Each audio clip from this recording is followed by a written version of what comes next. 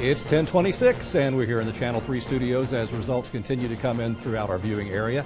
We now know that Georgia's special U.S. Senate race will go to a January runoff. NBC News is projecting that Raphael Warnock and Kelly Loeffler, the incumbent Republican senator, Warnock, a Democratic challenger, will go to that January runoff. And it looks as though Republican Doug Collins is a rather distant third in that race. So we'll keep an eye on that, but you can count on voting in that race again in January. For our local election update, let's go to Channel 3's Michelle Herron, live at the Hamilton County Election Commission. Michelle, do they have all the votes counted yet? Hey, David. Yeah, they're counted, and it's been a very, very busy election season, including a very busy election day, but things are finally starting to wind down here at the Hamilton County Election Commission.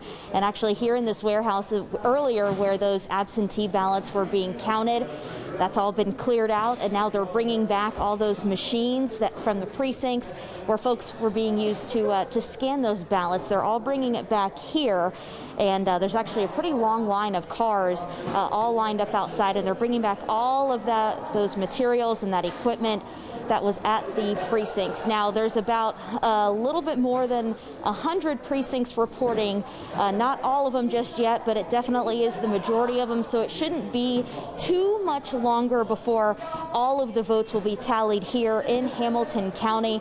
Now, I reported a little bit earlier that all of the absentee ballots were counted a couple hours ago.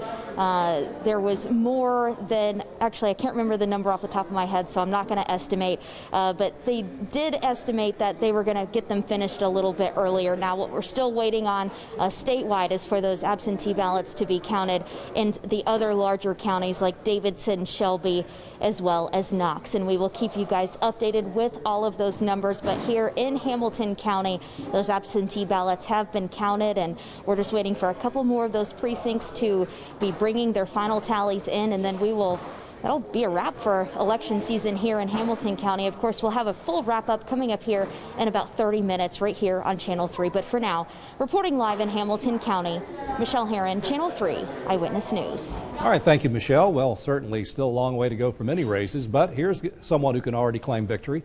3rd District Congressman Chuck Fleischman has won the U.S. House seat for District 3 over Democrat Meg Gorman. Today they were out there side by side encouraging people to vote, and Congressman Fleischman received the most votes.